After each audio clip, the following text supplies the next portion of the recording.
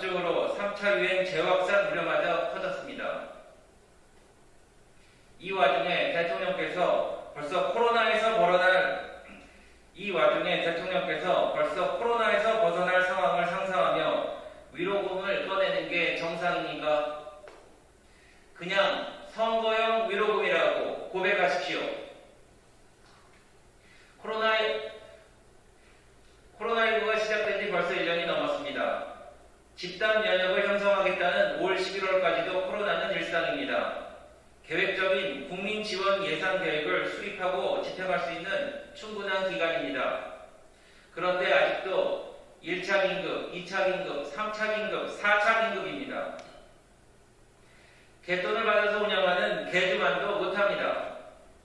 나눠주는 시기와 대상도 정하지 못합니다. 돈 바꿔주는 거리의 환전소만도 못합니다. 얼마로 돌려줄지 정하지 못하고 있습니다. 받은 세금을 대규모 알바비로 그냥 나눠준다고 합니다. 이제는 코로나19 위로금으로 나눠준다고 합니다. 이제 정권 5년이 끝나면 정권 5년 백서 제목은 돈 나눠주기가 가장 쉬웠습니다. 라고 될 것입니다.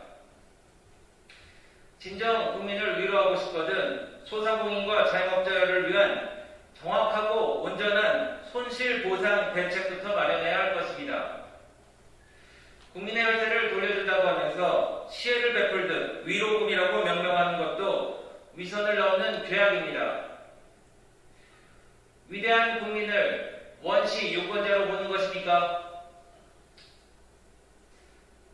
정부의 오락가락 정책으로 피해를 입은 국민의 손실을 소급해서 보상해야 합니다. 헌법을 지키십시오. 필요할 때는 외면하고 있다가 선거만 다가오면 매표를 하는 것입니까? 선거법을 지키십시오. 국민에 대한 합당한 지원이라고 하면 국민의힘은 초당적인 협력을 아끼지 않을 것입니다. 두 번째 논평하겠습니다. 스스로 부적격 인증한 대법원장 사과문에 관련된 논평입니다.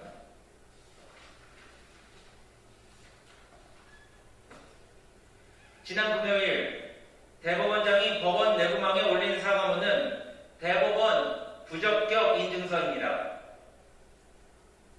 한 가지 거짓말을 참말처럼 하기 위해서는 항상 7가지의 거짓말을 필요로 한다는 마틴 루터의 격언을 다시 한번 확인해주는 사퇴 거부 선언문이었습니다. 사과문은 모두 거시기였습니다. 사법부를 둘러싼 심려는 오로지 김명수 대법원장 본인에게서 비롯된 것입니다. 그가 국회에 보낸 것은 부주의한 답변이 아니라 허위 공문서였습니다. 임부장 판사 사직서를 수리하지 않은 것은 임부장 판사 사직서를 수리하지 않은 것은 법 규정 등을 고려한 판단이 아니라 탄핵받기 하기 위한 정치적인 고려였습니다. 임부장 판사 사직서를 수리하지 않은 것은 법 규정 등을 고려한 판단이 아니라 탄핵받게 하기 위한 정치적인 고려였습니다. 대법원장은 보유한 권한을 실질적으로 내려놓지도 않고 편향된 인사를 계속하고 있습니다. 사법부가 무의미하게 탄핵받게 조장해 사법부의 독립을 위태롭게 했습니다. 정권을 심판하는 정의로운 결론에 이르는 좋은 재판이 이루어질 수 없도록 재판부가 배치되었습니다. 대법원장의 헌법적 사명에는 이치도 않은 사법개혁만 강조했습니다. 이 비루한 7가지 거짓을 법원 내부망에만 슬쩍 올렸습니다. 아마도 국민 앞에 직접 서기 두려웠을 것입니다. A4 2장으로 이 사태를 슬쩍 덮고 갈 의도였습니까? 대법원장은 사과문으로 사태를 봉합하기 원했겠지만 오히려 더 곰게 만들었습니다. 이 사과문을 보며 국민들은 김명수 판사가 대법원장으로서 왜 부적격한지 더욱 명확하게 느끼고 있습니다. 이제 앞으로 대법원장 있지 않을 것입니다. 여권 인사는 물론 후배 법관들과 법원의 일반 직원들까지 나서 대법원장의 사퇴를 요구하고 있습니다. 로비와 치욕으로 얻어낸 그 자리, 과연 언제까지 버틸 셈입니까? 사과문이 아니라 사퇴문이 답입니다. 네, 마지막으로 신현수 민정수석 거취 관련 구두 논평을 하겠습니다. 대통령께서 윤석열 총장과 신현수 수석을 중용한 이유는 모두 그들의 바른말과 상식 때문이라고 보여집니다.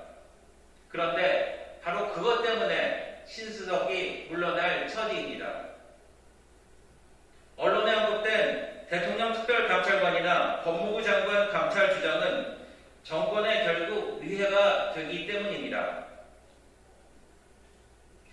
대통령의 20년 직위로서 신뢰를 쌓아온 인물이 팽당하는 상황은 대통령 본인의 의지를 빼놓기는 설명하기 어려운 거 아니겠습니까?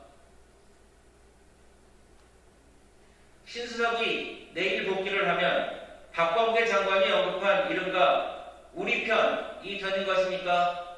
아니면 이 정권의 두 번째 윤석열이 되는 것입니까? 당장 내일 검찰 중간간부 인사를 다루는 인사위원회 결과를 보면 대통령께서 이른바 우리 편에 속해 있는지 알게 될 것입니다. 홍위병 검사들을 어디로 보내는지 보면 알 수 있는 것입니다. 검찰은 이제 공수처 설립과 이어지는 중대범죄수사청 신설 논의로 사실상 행정처분기관으로 기능과 위상이 축소될 위기에 놓여 있습니다.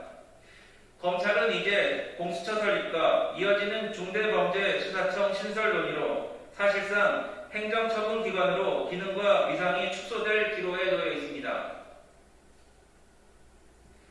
정권의 존립만을 위한 검찰개혁이 이제 마무리 수순으로 가고 있습니다. 청와대의 한 비서의 출근 여부가 왜 국가적 이슈가 돼야 됩니까? 한심한 노릇입니다.